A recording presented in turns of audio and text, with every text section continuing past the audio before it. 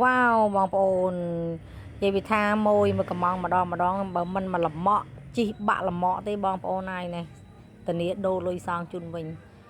ក្រូចធម្មជាតិពិតបេះនៅចការកោះស្លាបងប្អូនបុគ្គលិកកម្មករខ្ញុំបេះដោយដៃផ្ទាល់និយាយពីមិនស្រួលទេបងទាំងអស់គ្នាហើយបេះម្ដងមួយផ្លែសិតតែពិនិត្យណាផ្លែចាស់ល្អមិនបេះអត់ចាស់ទេគឺបេះទេព្រោះថាក្រូចដើមខ្លួនឯងអត់មានប្រញាប់ទៅណាឯងអញ្ចឹងណា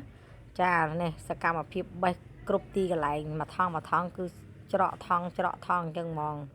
ចាហើយផ្លែម្ដើមនិយាយពីល្អ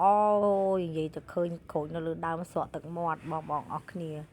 ខ្ញុំញ៉ាំកាន់តែឆ្ងាញ់ហើយនិយាយមែនណាអ្នកដែលអត់ចេះញ៉ាំក្រូចណាខ្ញុំមិនដឹងថានិយាយថាម៉េចទេព្រោះគាត់ទៀមទាយករសជាតិដែលផ្អែមដូចផ្លែមៀនឬក៏ផ្លែខ្នុរគាត់ចង់ជំរាបចេះអ្នកដែលញ៉ាំក្រូចភាគច្រើនណាសតតែអ៊ំពូមីងចំណាស់គាត់ញ៉ាំក្រូចគឺគាត់ញ៉ាំ100ផ្លែឆ្ងាញ់ទាំង100ផ្លែខូចអីតែយុវជនយុវតីយុវវ័យទេគាត់អត់ចេះញ៉ាំក្រូចដែលមានរសជាតិជូរអែមឆ្ងាញ់ទេគាត់ញ៉ាំអាផ្អែមបងប្អូនអាផ្អែមអត់មានជាតិជូរហ្មងចាសូមជំរាបថាក្រូចគឺវាមានគុណសម្បត្តិរបស់ក្រូចញ៉ាំមានជាតិជូរមានវីតាមីន C មានសរសៃ fiber ជួយទៅរំលាយអាហារឲ្យយើងបន្ទោបង់ស្រួលជួយទៅកម្ចាត់សត្វល្អិតនៅក្នុងពោះវៀនជួយកម្ចាត់ជាតិខ្លាញ់នៅក្នុងឈាមអញ្ចឹងបងឬក៏អ៊ំពូមីងដែលគាត់ញ៉ាំក្រូចគឺគាត់ដឹងពីគុណសម្បត្តិក្រូចច្បាស់មានអ៊ំខ្លះគាត់មកគឺគាត់ទិញរកអាចជូរហើយនឹងហាងតិចទៀតហ្នឹងគាត់ខាញ់ញ៉ាំទៅគឺស្រួលខ្លួនមែនតើហ្មងញ៉ាំទៅគាត់ថាដេញខ្យល់អញ្ចឹងណាចាប៉ុន្តែក្មេងៗមួយចំនួនគឺគាត់អត់ចេះញ៉ាំទេតែយើងទទួលស្គាល់ថាគាត់អត់ចេះញ៉ាំហើយគាត់ទៀមទាអាញ៉ាំអត់ចិត្តហាងអីចឹងទៅតែខណៈនិយាយនេះមិនមែនក្រូចខ្ញុំមានចិត្តហាងទេបងប្អូនគឺក្រូចខ្ញុំអត់មានចិត្តហាងអត់មានចិត្តល្វី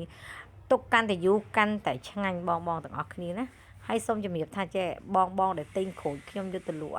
គឺគាត់ចំណេញលុយគាត់សប្បាយចិត្តណាពីព្រោះក្រូចក្នុង100ផ្លែណាគាត់លក់ចំណេញបានពី20ទៅ30ម៉ឺនខ្ញុំនិយាយមែនពីព្រោះខ្ញុំទុកឲ្យគាត់ចំណេញលុយលក់សប្បាយចិត្តហើយអ្នកញ៉ាំគឺញ៉ាំឆ្ងាញ់មើលអតិជនរបស់ខ្ញុំគាត់ទិញម្ដងគឺមានតែមួយថងពីរថងមួយថងគឺ10ផ្លែ20ផ្លែ30ផ្លែគឺគាត់ទិញយកទៅទុកហូបហ្មងចំពោះដែលបងអ្នកលក់វិញគាត់ទិញសឹងតែបាក់លម៉កបាក់ទីហើយ